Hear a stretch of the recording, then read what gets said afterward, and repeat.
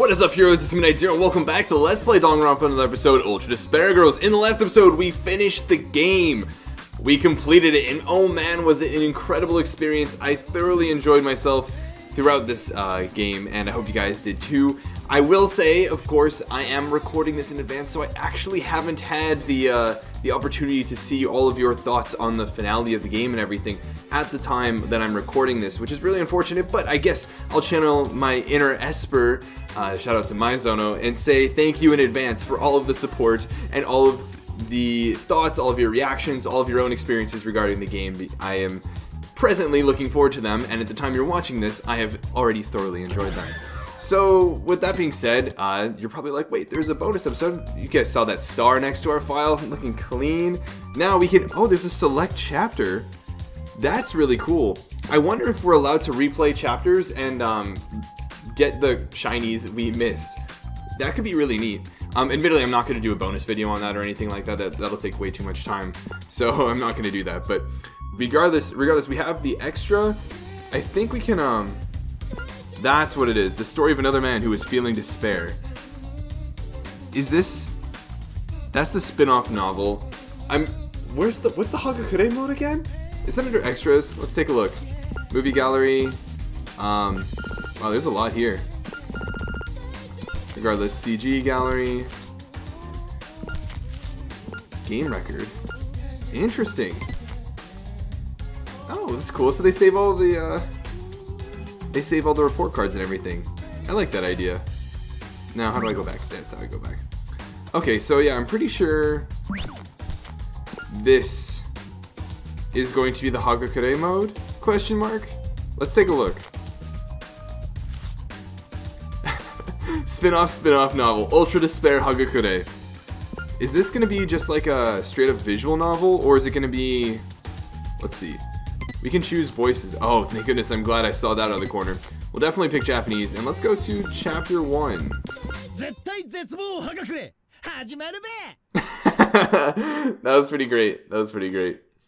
What is this? Chapter 1. Hagakure Yasuhiro. Several hours before the Children's Revolution begins. Some future foundation. Let's be real. Why are we flying around in a helicopter right now? With a cool name like Future Foundation, we ought to have Cessnas or Warp Holes or something. Ugh. I'm about to puke, and my comrade is telling me to hold it in, but I'm not airsick. It's just an act. I'm just pretending to be sick. It's not like I'm a baka or something. I don't want to put on this act, but I gotta. After all, I have a debt of over 8 million looming over my head. To pay that back, I gotta keep up this little act on our way to Towa City. Okay, so this is kind of like DRIF. So, I guess, hope everybody's ready for the long haul, and, buckle in. So, regardless, under the fair blue sky, the helicopter and 20 of us Future Foundation guys arrive at the heliport on the rooftop.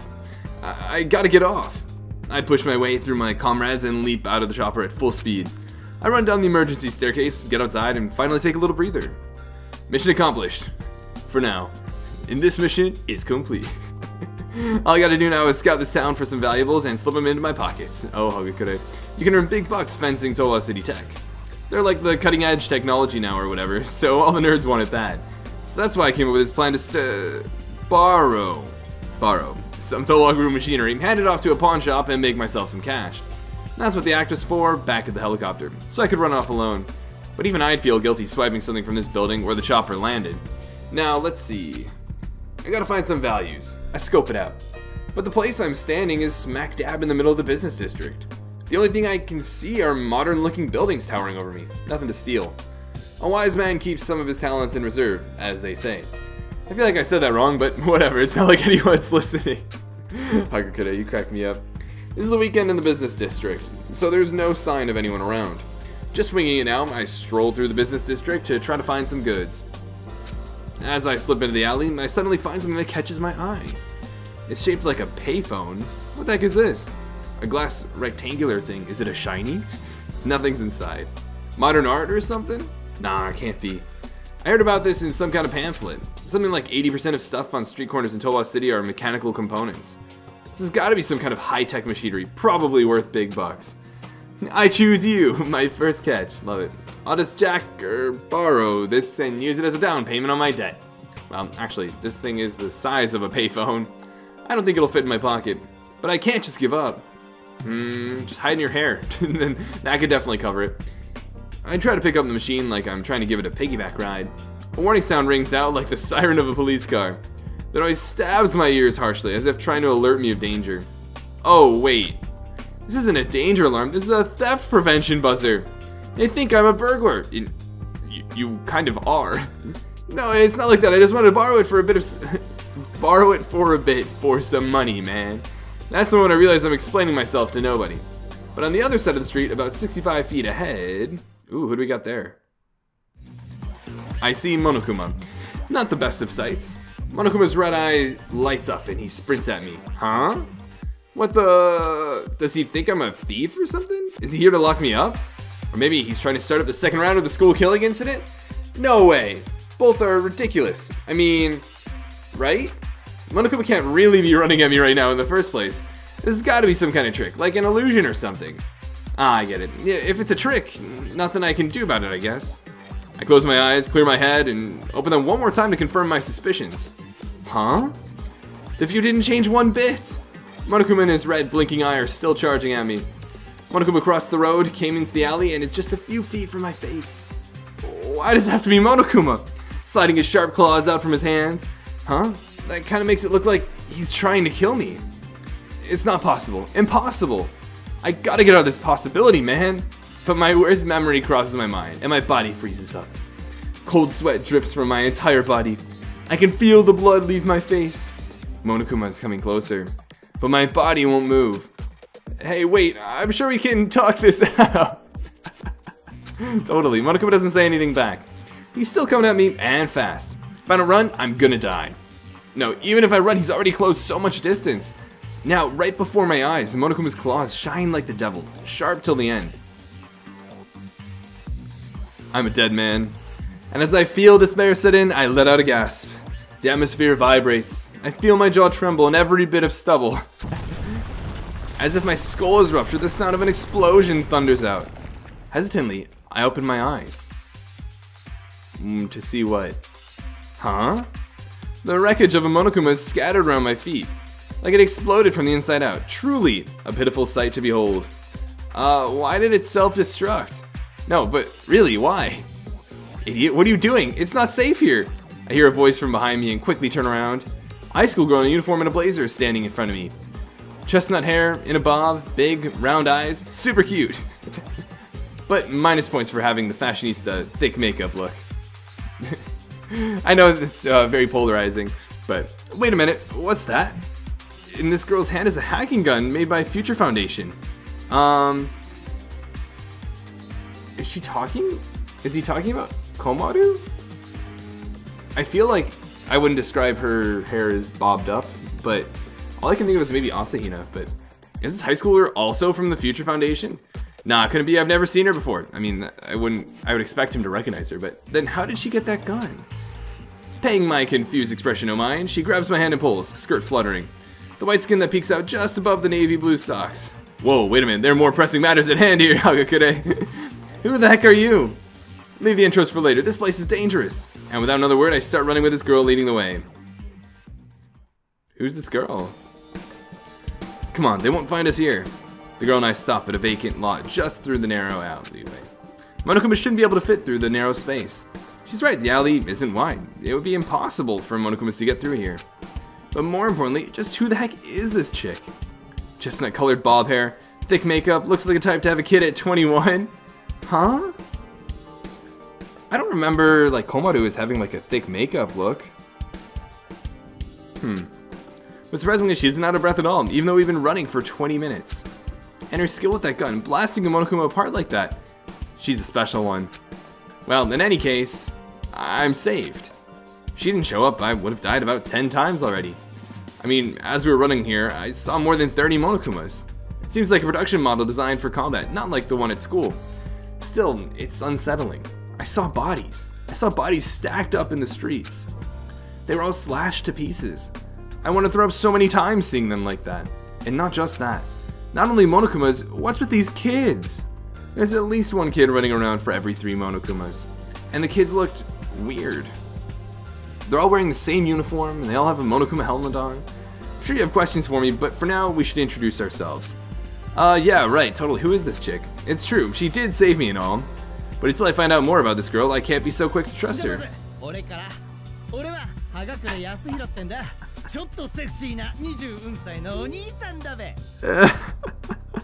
That's really fun. Now let's start with me. Name's Hagakure Yasuhiro. I'm a sexy 20-something guy. Huh? 20-something? How old are you? I was being ambiguous on purpose. Don't want to ruin the main story's timeline. That's really funny. Fourth wall. Whatever that means. So, what's a guy like you doing in a place like this? When I saved you, you looked like you were trying to lift a payphone. Adults have their reasons. Her eyes gleam brightly. Oh, so you weren't trying to steal? No way! A member of Future Foundation would never do something so fiendish. If I were to try something like that, I'd be cursed by the heavens for eternity. There's no way. There's no way in hell the heavens would curse people. Wait, what? What did you say? I'd get cursed by the heavens? No, before that. I'm in Future Foundation? That, were you being serious? You're actually with them? Why is she so surprised? I mean, how could I hate to break it to you, but you don't exactly look the part. Oh, wait, I get it. She must be some kind of fangirl. She must admire us for our efforts to heroically fight the despair. If that's the case, I try to keep it cool and answer. Sure am. I'm Hagakure Yasuhiro, Future Foundation's ultimate weapon. I don't know about that. I'm here on official Future Foundation business, not to steal valuables or anything.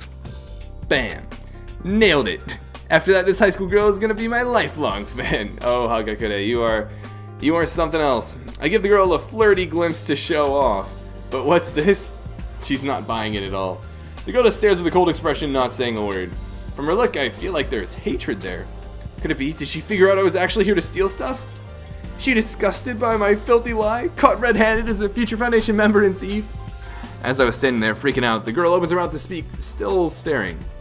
Whack. Seriously? Wow, whack? That old 90s slang is pretty lame. I say before I can stop myself. I mean, in my defense, it has been like 10 years since anyone has used that word, non-ironically. Totally dead language, went extinct like 5 years ago. What did whack even mean? It was something like bad or awful, right? This is the kind of girl who can use the word whack in all seriousness, huh? Alright. As I'm thinking about this, the girl locks her eyes onto me. They start filling with tears. Huh? Tears lined her long eyelashes. The droplets looked like they would fall off with just one more blink. Are you sure this isn't Asahina? Huh? Why is she gonna cry? Sorry, I didn't mean it. Whack isn't such a lame word. This girl's physical skills are no joke. I'm not in the mood to get a roundhouse kick to the face like in some romance anime, so I apologize. I lower my head, bowing a full 90 degrees. I'm terribly sorry. But she just shakes her head. No, it's not that. Then why are you about to cry? Because she's so happy to be reunited. Like what? I saw it coming. After a few seconds of silence, the high schooler cries as loud as she can. Wah! Okay, what the heck is going on here? I can't just leave this girl alone and not take her back to the helicopter with me. Besides, with Monokumas stalking the place, I can't make it back myself. I just waited, standing up straight now, for the girl to stop crying. I want to hear who she is. After a solid 10 minutes, the girl calmed down, sniffling. Sorry, I'm alright now. Just what in the world is going on inside you, girl? I kind of want to just straight up ask her, but I don't want to step on a landmine again. I hold my thoughts back. Probably a good call, Hagakure. Anyway, you still haven't told me your name. Who are you? If you saved me from that Monokuma, I know you can't be a bad guy. Like her bawling just a second ago was an act, she answers as if nothing happened. Nakajima Kanon. Name means something like Sound of Flowers. Fiend's Island. I am in Anagerme? Huh?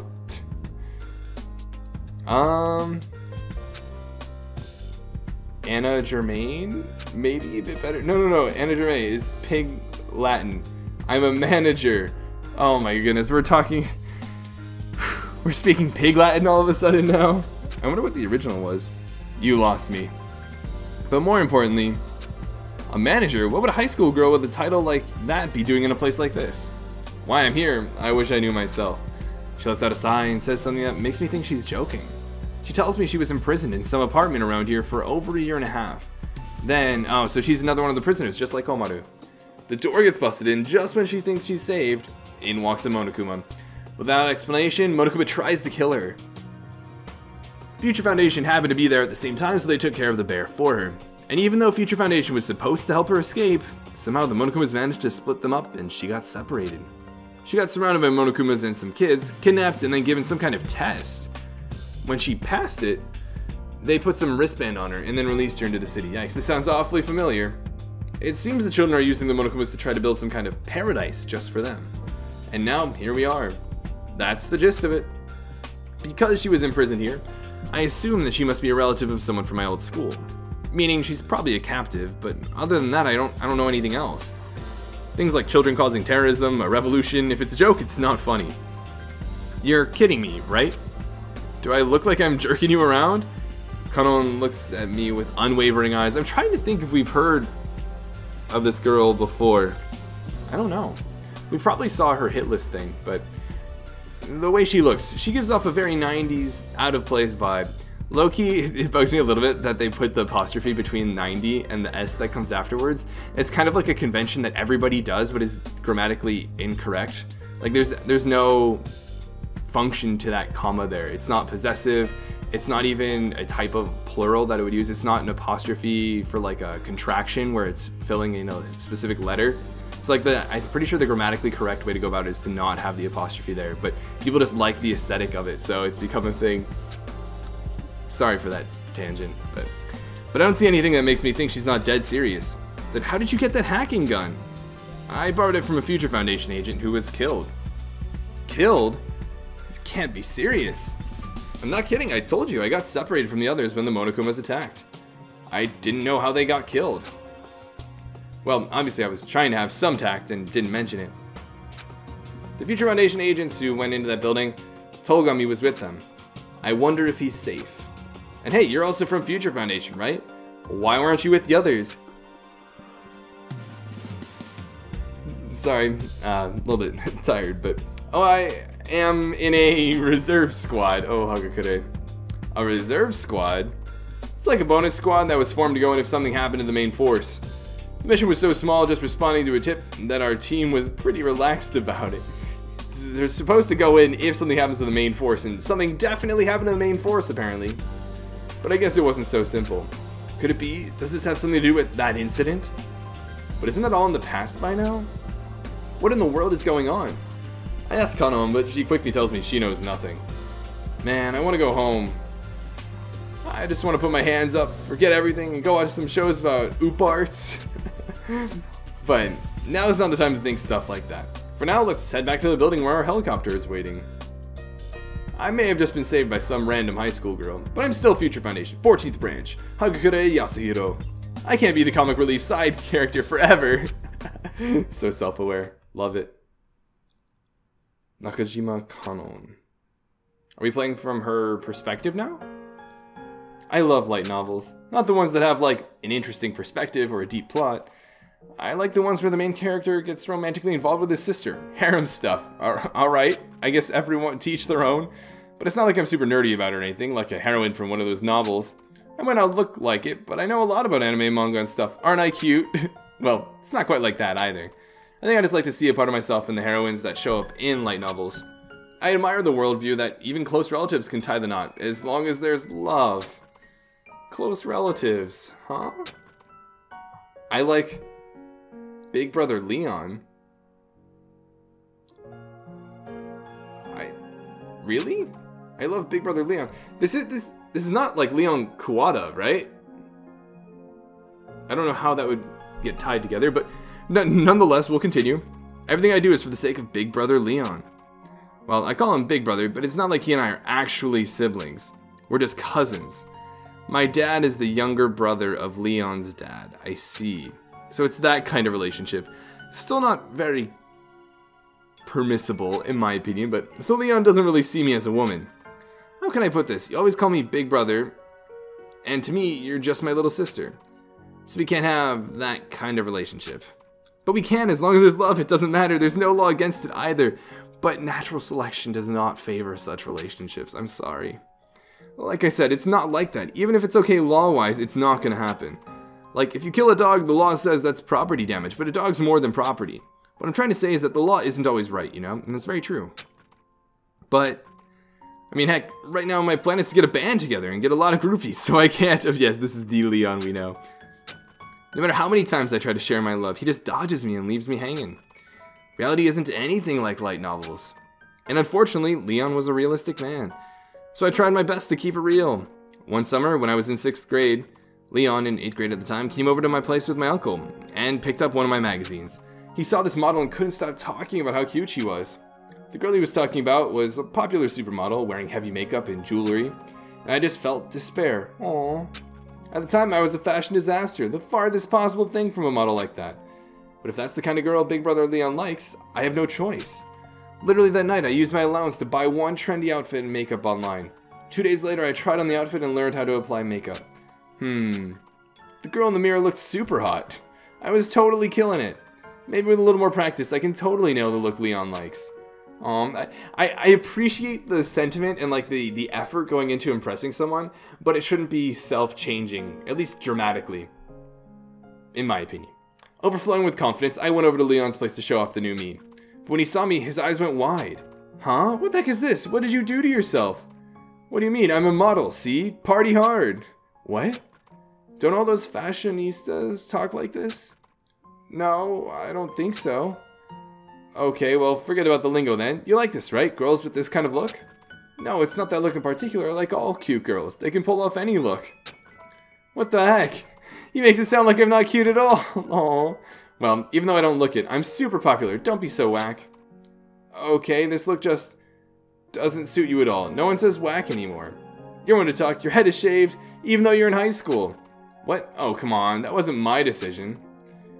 So Operation Makeover didn't go exactly as planned. Yeah, no kidding. No, it wasn't just a makeover.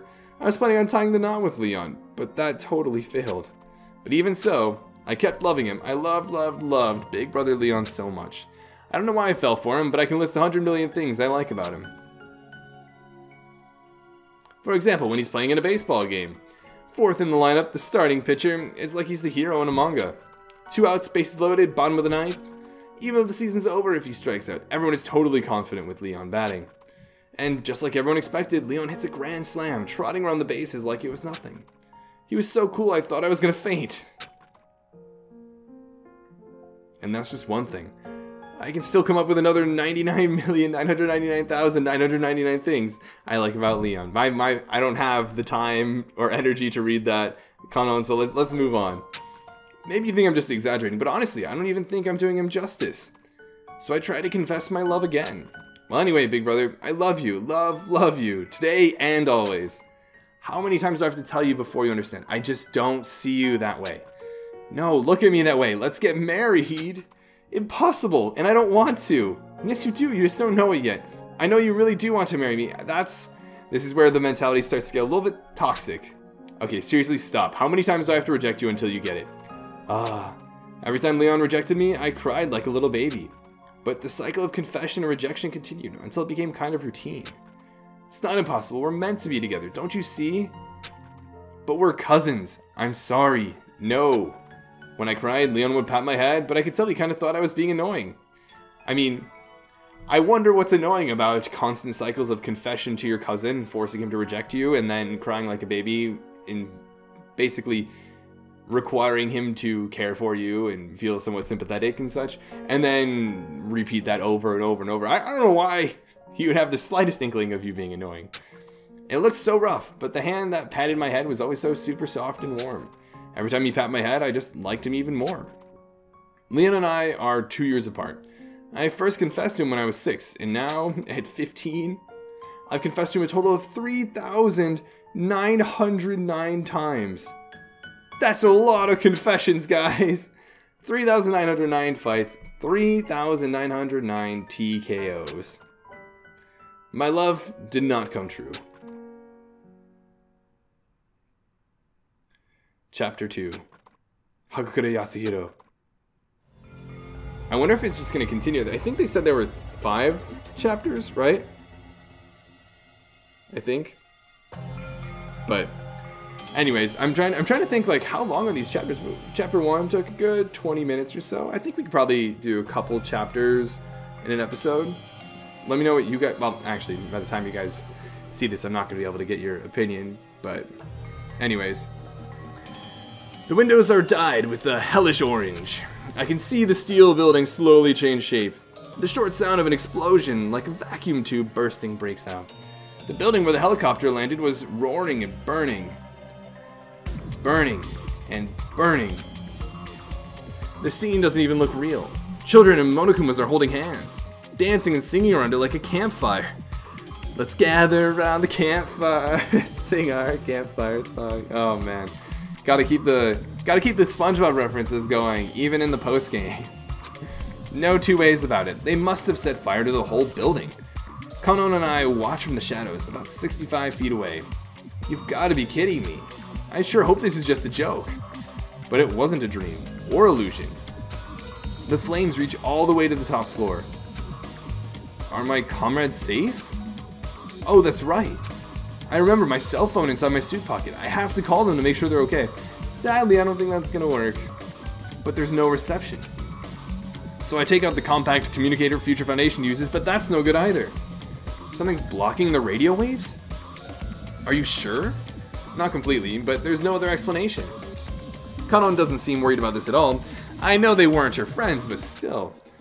I can't share her lighthearted optimism. I collapse on my knees. What am I supposed to do? Can't use the helicopter, can't call anyone. At this point, I'm just a sitting duck waiting for Monokumas to come and kill me. The sun's going down. Why don't we find a safe place to spend the night for now? Does a place like that even exist? That's a good point. I stood up and Kanon reading the hacking gun hanging from her... Huh? Oh. Words, please. And Kanon readied the hacking gun hanging from her waist. I'll make it safe. With this. So cool. Well, she has a point. Probably best not to be difficult with her now. The 4 Monokumas we met on the way here are just smoking bits of metal now, thanks to her. It seems her special talent is sniping. Hey, relax, just leave it to me. Let's look for a place to get some sleep. You're a good person. I'm glad I met you. Tears fill my eyes. Aww. Hey, don't cry. Come on, you're a grown man. I'm so sorry I said... Wait, I'm so sorry I said saying whack was lame. Ah. I already told you that was no big deal. What a dynamic. Alright, looking for a place to bunk for the night, we head to the main street. I see a huge shopping mall with a movie theater and a sports training facility. We decide to head in that direction. The inside is dimly lit, probably because the electrical system is screwed up. The flickering lights flash on and off in the darkness. The colorful signs and goods that line the shelves appear and reappear as the light flashes. We gotta be careful moving through here. Ain't no thing, leave it to me. She wasn't kidding, with her remarkable skill, she handled all the Monokumas inside easily. How does the phrase go? Like she was dancing? Just what in the world are you? Huh? Didn't I tell you, manager of a baseball team? No way a regular baseball team manager is as skilled as you. Well, I mean, I know of a manager that's really, really skilled. Maybe I should have said a humble baseball team manager and soccer. Huh? Oh, come on, who cares? You hungry? Now that she mentions it, I am hungry. I haven't eaten anything since breakfast. Yeah, she does sound very much like a Leon stalker. Hear that, Rosemary? We grab any food we can scavenge, then head to where they keep the furniture and beds. We grab a seat on some beds and talk about all the craziness we've experienced up until now. You said that Zola City ended up like this because of something the kids did, right? Yeah, something like that. And why are the kids acting like this? And how are they controlling Monokumas? Dunno, the leader said something about a paradise or whatever, but I don't really know. I've tried asking some of the kids, but it seems like they only talk to each other. And about the Monokumas, you got me. All I know for sure is they ain't nice. They aren't nice. That's the only thing she knows. Pretty much the same as not knowing anything. Darn it, I don't understand this at all. Can't help but to shout in frustration. But Kanon, on the other hand, talks with total composure. That reminds me, just what exactly is Future Foundation? Well, like I said, to help the world recover from the despair. No, I mean the hacking gun specifically. What do you mean? I tried it out a bunch before I bumped into you. It's really effective against the Monokumas. Future Foundation's goal was to respond to some kind of rescue signal from the apartments, right? But why are you guys carrying around weapons that are so effective against the Monokumas? Did you somehow know the Monokumas would be here from the start? That's actually a really good question. Well, she might use old slang, but her brain is obviously still sharp. Why it's effective against the Monokumas? To be honest, I'm kind of wondering that too. Why would you be wondering that? You're with Future Foundation. The hacking gun wasn't built specifically for Monokumas, it was built for Towa machinery. Huh? I was told to keep this a secret, but I guess it's okay to tell her. Typical Hagakure. I explained to her the settings of the hacking gun. Between you and me, it's possible that the higher-ups at Towa are connected to the Despair. And oh boy, do we know that they are. Future Foundation built a weapon to use against Towa machines just to be safe, but if it works on these Monokumas, looks like that theory was a bullseye. Could it be? Yeah, if the hacking gun works on Monokumas, they must have been manufactured by Towa Group. Interesting, so the code is Towa Group specific. So does that mean the ones starting the riots here are Towa Group, not the children? Can't say for sure, but it seems like a pretty safe bet. Whoa, that's pretty strong inference right off the bat. Scary. Kanon laughs it off as if it were a joke and then jumps back onto one of the display beds. I guess I can't blame her for having that kind of reaction. She doesn't know what to believe anymore. A story like that isn't something you can just take in so quick. Let's just leave all that talk out for now. It's confusing. I don't want it to bug me all night. Really? This stuff isn't bugging me at all. Then maybe you should consider something else. Something else? Is it really okay to sleep next to each other? I mean, if you want, I'll go to another floor. I go to another floor. Oh, do you grind your teeth when you sleep? If that's the case, then yeah, keep your distance. So obviously not bothered by any sort of sexual tension. No, that's not what I mean. You know, even though it's an emergency and everything, a man and a girl sleeping together... Oh, don't worry about that. I'm pretty ripped. Pull anything and I turn you into a flower vase. What a threat. I love it. And where exactly would the flower go? Well, obviously I'd flip you upside down and whoa. Never mind. I don't want to know. I just imagine myself being a flower vase, but she's just laughing. Hey, you asked. It's chivalrous for a man to ask that in times like this. Is chivalrous a word, or is it chivalric? I think it's chivalric, but regardless. Ooh, such a gentleman. But being real here, honestly, I won't try anything. I didn't see it in my fortune. Fortune? Oh, I didn't tell you, my talent is telling fortunes. My fortunes come true about 30% of the time, too. I see things sometimes consciously, sometimes unconsciously, which come true. Sometimes. It's just so funny, because like, at 30%, it's never advantageous to actually like take up Hagakure on his predictions, right? Like it's always going to be more likely that they're not going to come true. So like, unless you really, really heavily weigh that 30% chance that something's going to come true, and that sort of like expected value outweighs that of it not coming true, it really is not useful at all. But thanks to that talent, I fortunately, or unfortunately, got scouted by Host Peak. So, sorry, I don't know why I'm yawning so much. Actually, I do, I'm tired, but so that's pretty much why I can wear this Future Foundation uniform as a proud member. As I explain this to her, Kanon's eyes light up and she sits up quickly. Fortune telling? You can tell fortunes? Darn right I can. I can make the future shine for you with a 30% success rate. 30%? I don't know, man, that seems low. Like at that point, it's just chance. Not at all. Now, maybe it is true that the success rate is low, but when it happens, it's in vivid detail. So that's not really fortune telling, that's more like predicting the future. It's frowned upon to say it like that. Ah, well, it works for me. I want to know the fortune of my future, or whatever. Just like I thought. Kanon's eyes don't lie. Girls love fortune telling. However, girls do not have money. They're not good customers. Oh. Alright, but it'll cost 100,000. No haggling. Yikes. Normal customers would have turned their backs and cursed me under their breaths, but okay, here. What? She's got this money? That's a lot of money. That's like a little under $1,000. Anyways, Kanon places a wad of bills on the bed. Huh? What, it's not enough? Count it. No, I just mean, with the speed of a purse snatcher, I grab the bills, lick my thumb, and count the cash quickly. 1, 2, 3, 4. No doubt about it. Not too much, not too little. Exactly 100,000. How the heck did a high schooler get this much money? She probably stole it from people, you know? What, do you think I'm a prostitute or doing happy ending massages or something? Maybe I do look like I do something like that, but that's not it. Don't judge people by how they look, man. Then how did you get it? I mean, there's probably a lot of places around the city that you can get money from. The usual way, rich daddy. Oh, and I don't mean daddy in the pervy role-playing way, my biological daddy. TAT Television. Maybe you've heard of it? Daddy is a director there. TAT Television. The largest television conglomerate in the world. So it's definitely not that weird for the daughter of a director there to throw cash around. But anyway, who cares about that noise? I want to know my love fortune. Yeah, sure. I just want to be told that I'll fall in love with, or Leon will fall in love with me and we'll live happily ever after. I try to forget the TAT television thing and take my fortune-telling tools out of my pocket. Ouija board, crystal ball, tarot cards. So you really have all this stuff. Slamming! Which one tells my fortune? I love the random words like thang and whack and slamming. Oh, it doesn't work like that. My fortune telling is based on intuition and inspiration. So then why do you carry around this stuff and why did you take it out? It's all part of the act, Kanon. Well, I bought them. Might as well use them.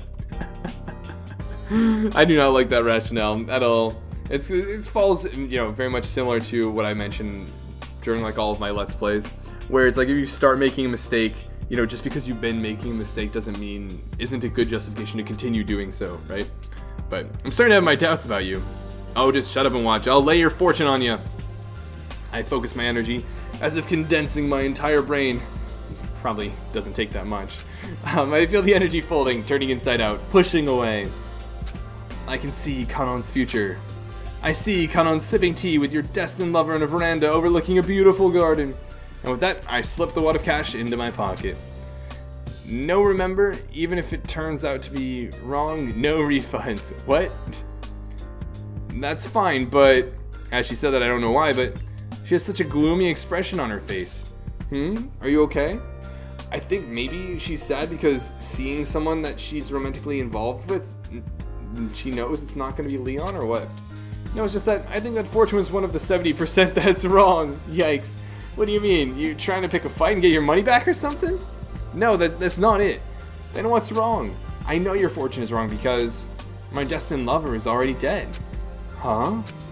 Oh well, that's the breaks, I guess. It was fun.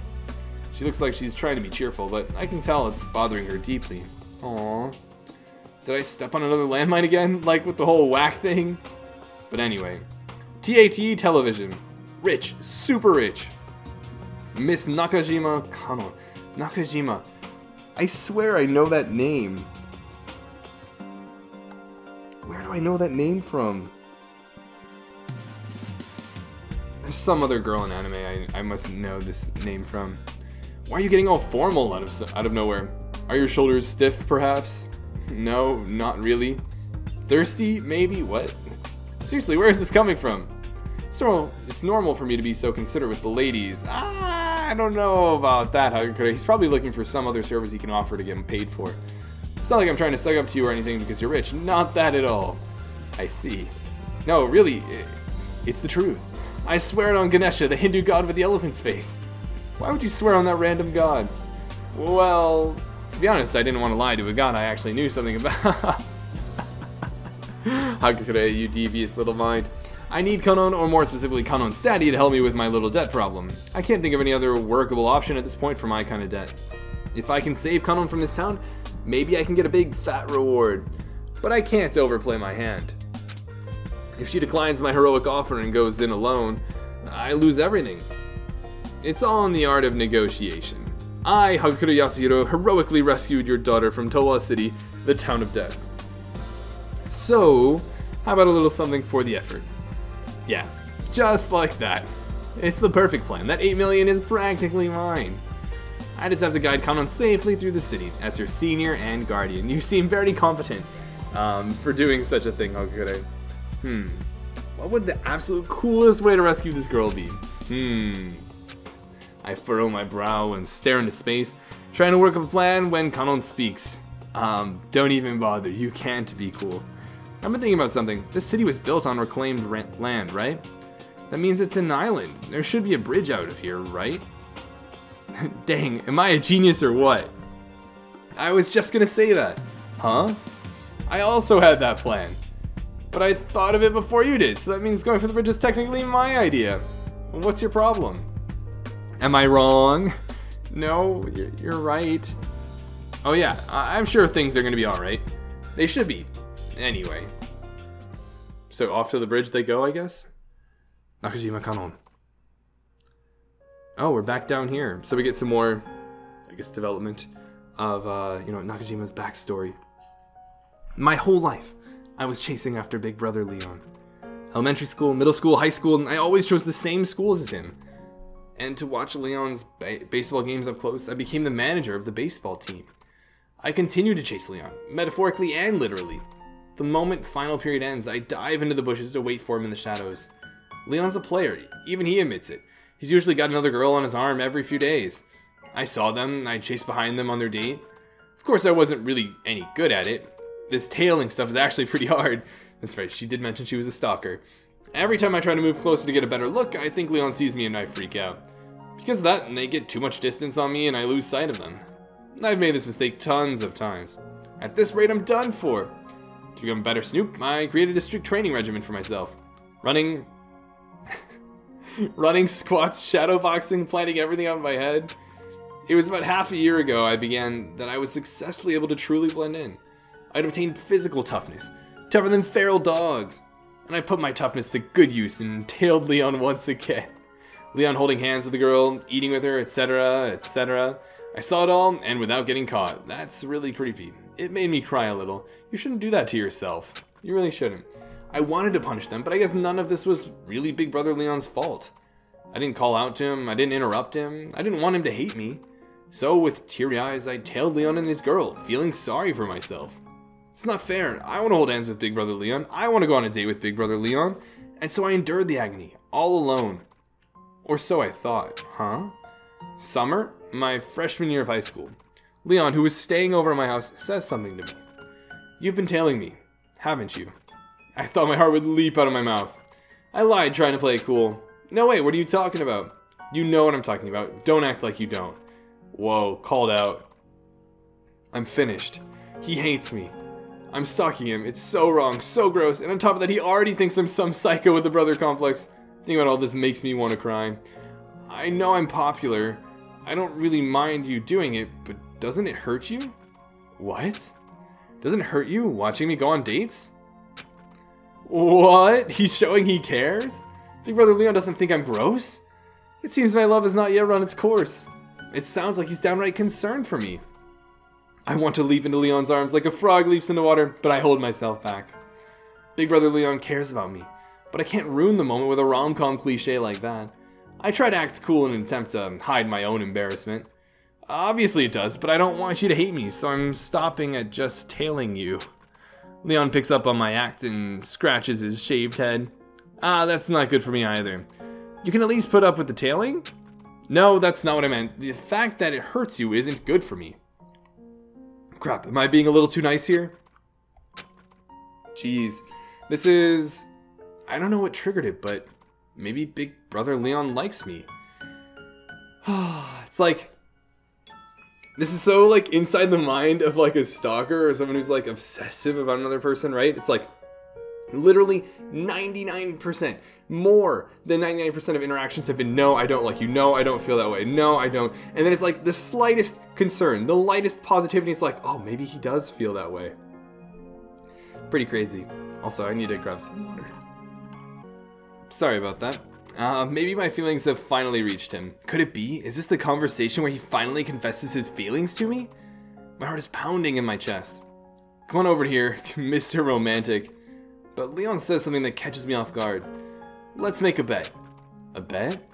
What the heck? This isn't a confession of love. I'm a little disappointed, but this is the first time Leon has actually responded to me. At the very least, that's a positive step forward in the relationship. If you win the bet, I promise I'll start thinking of you more romantically. Huh? Why would he wager such a bet? Really? And like, how much of that can you force on yourself, right? Yeah, if you win. What's the bet? What's the bet? Whether or not you can throw a 100-mile-per-hour fastball. Is he serious? If you can throw a pitch as good as me, I'll start looking at you in a different light. Throw a pitch? And I forbid you to even talk to me until you can do it. Whoa. Whoa, that's pretty intense. 100, that's like Impossible. Of course, despite me knowing this. Deal, I'll do it. I took the bet. I guess I thought that with love, anything was possible. Love is all. I love Big Brother Leon. If we have the same genes, maybe this baseball test won't be impossible. That's how I saw it at first. But when I tried to actually throw a fastball, I realized how silly I was being. Not only can I not break 60 miles per hour, I can't get it anywhere near the strike zone. And that's when it dawned on me. He set me up. It's just like I thought. He really does think I'm gross and annoying. He was sick of me, his cousin turned stalker. So he gave me an impossible task, just to watch me struggle and keep me busy. It's like the story of that one monk, Ikkyu. A man challenged him to catch a tiger, one that was painted on a folding paper screen. Ikkyu said that he will catch it if someone makes it come out first. That's legend anyway. Give me a special baseball that even I can throw 100 miles per hour, and then I will throw you your fastball. There's no way Leon would be impressed by that attempt at wit. He doesn't have that kind of sensibility. I hate this bet. I want to confront Leon, but I don't. Even if he really is doing this just to be mean, I can't help my feelings for him. If Big Brother Leon really does hate me this much, it makes me start to hate myself too. But I don't give up. I'll throw your fastball. It was already a long shot to get Leon to marry me. It would take a miracle. So all I need is another miracle. Alright. Even though a part of me realizes it's impossible, I practice my pitching every day. But it didn't improve one bit. When I try to throw straight, it swerves right. And when I try to throw right, it goes left. Basically, I have no coordination at all. I'm positive that all the baseball talent in the entire Kuwata family went into Leon. The reason why Leon is so good at baseball is because I'm so despair-inducingly awful at it. But even still, I practiced every single day. I practiced in the rain, in the wind. Even though I was just a manager, I practiced. Even when my classmates gave me a mean nickname, I practiced. But I still didn't improve one bit. Not one bit. That's rough. But I also can't help but feel mixed about this whole stalkerish-ness. And I guess I think we're going to call it here, and we'll continue with Chapter 3 in the next episode. This is something I definitely need to space out, because the straight-up commentating, just no breaks or anything like that, gameplay or even voice acting to break it up, means it's a little bit more strenuous on my throat or my vocal cords. So yeah, I'm going to space it out a little bit, and I hope you guys like this. I totally understand why some people would not enjoy this at all. I mean, like, from like a game standpoint and from like a YouTube standpoint, I think these are really cool side stories, and more Danganronpa characters that we get to know, the merrier. Granted, they maintain their usual quality, so I'm totally down for it. It sounds funny, it sounds interesting, and of course, we get some backstory into characters we already know and their relatives. So I'm enjoying learning about it, at least. I hope that those of you that are listening to this are enjoying at least listening to it. There's obviously not a lot to see, but I feel like this can be consumed in more of like a podcast sort of manner, or like an audiobook sort of manner, where I guess I'm commentating things and narrating things and throwing an occasional commentary. So I hope those of you that do enjoy that are continuing to enjoy that. And I'll do this for the next few chapters, and that will probably be the extent of the bonus content here. And then I think DRIF from Danganronpa 2 is something similar, so maybe I'll go ahead and give that a go as well. But regardless, it's a pretty cool story so far. It's pretty funny. We get some insight into Hagakure, we get some insight into Kuwata, and then this girl Kanon, and the relationship, and how all of these events are paralleling what's going on in the game that we're obviously now familiar with. So thank you to all of you guys who are watching, and I hope you guys are looking forward to the next episode. But until then, this is Midnight Zero, and this mission is complete.